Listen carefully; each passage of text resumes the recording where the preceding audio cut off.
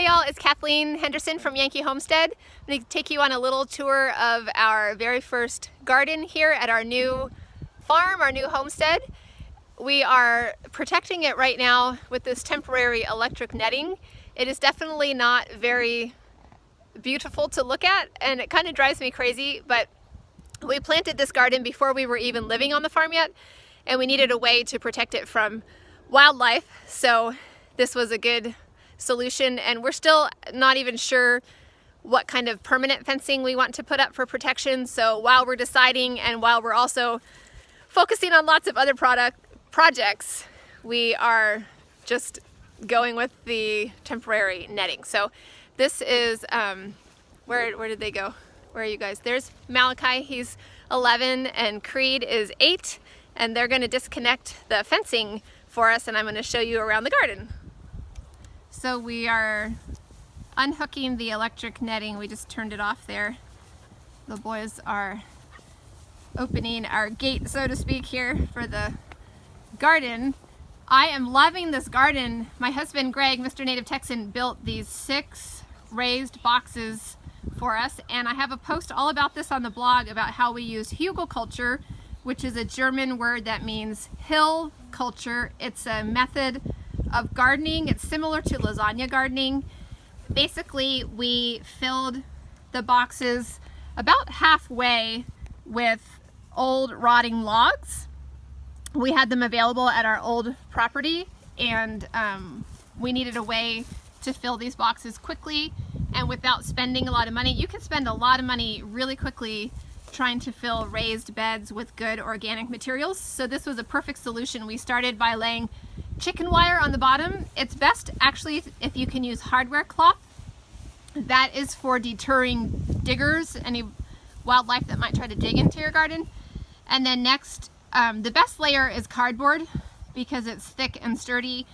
We didn't have, all our cardboard was tied up with our moving boxes that were in use. So we instead used rolls of newsprint. We buy end rolls of newsprint from a local newspaper printer, and so we just used many layers of that paper next. So first the chicken wire or hardware cloth, then a layer of cardboard or some kind of thick paper, and then we did the logs, filled the boxes up about halfway with the logs, and then on top of that you can add any kind of organic material. We use straw because again we were doing this really quickly, didn't have time to track down a lot of other things, and that was what was available to us. We used straw, and then on top of that we put compost that we also hauled from our other property, and then on top of that we put topsoil, then planted everything, and then when the seedlings started coming up, then I used the straw and also just grass from mowing the grass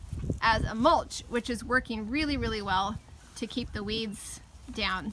But anyway, here I'll take you on a little tour of the garden. So there are onions in most of the boxes, around the outsides of most of the boxes. Onions are good for pest control because of the smell, so I like to try to put them around the perimeter of the garden as much as possible. And then in this box we have parsley and peppers. Why is this pepper plant so small? This one doesn't seem to be doing as well as the others. That's strange, but these peppers are all doing great. We're doing jalapenos. Is that a bell pepper? Yep. That's a baby bell pepper, and some of these over here are jalapenos, right? That Yeah, looks like I think the little a long ones. kind of pepper here. I think the little ones. Can you check the jalapeno. tags? Yeah, that's a jalapeno. This is So we have jalapenos, we have sweet bell peppers. That's actually a morning glory well. that they I was they saving maybe to plant. But yeah, you're right. Once They they take start over the garden. once they start getting big, then they become a problem. If you guys have a place where you want to plant some morning glories, we can transplant. We always have morning glories coming up volunteer from our compost because we always plant morning glories. This box is super exciting right now. Everything's going gangbusters. This is green onions and different kinds of salad greens and lettuce.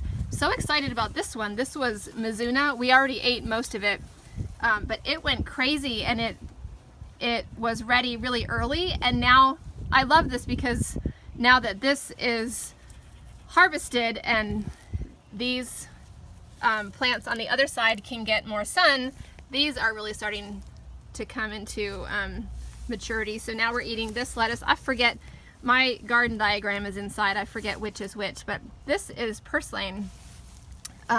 One of these is butter crunch. One is panisse. And then this the mosh? And this is Claytonia, I think. Oh, I can't remember what this is called off the top of my head. But anyway, this is all salad greens, a couple of weeds. And then we have marigolds and more onions and more marigolds and radishes. I'm so glad that I planted the radishes. I was a little late in planting just because of all the craziness with our move and with trying to get these boxes built and filled. And so I almost didn't plant radishes because I thought I was too late, but I'm glad I did. They've been doing awesome. The d'Avignon, I don't know how to say that, it's French. The long radishes have done awesome. And then these are round radishes over here that we haven't started harvesting yet, but we need to. Look at those. Those are ready to start harvesting and thinning. And then these are carrots. And then over here we have one whole box of green beans. These are all, I think we have baby beans growing, don't we? We have beans starting to grow. And then over here, you can tell where I switched seed packets. I had this whole side of the box that was empty, nothing came up. So I think I had some bad seeds. I was using some really old seeds that were left over from a couple of years ago even, I think. But anyway, I planted a new batch, which is fine because this is going to be tons of beans, maybe even too many for the first round. It'll be good for canning though.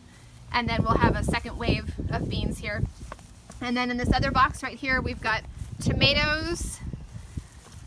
I don't remember what kind this is. Cherry tomatoes and more marigolds.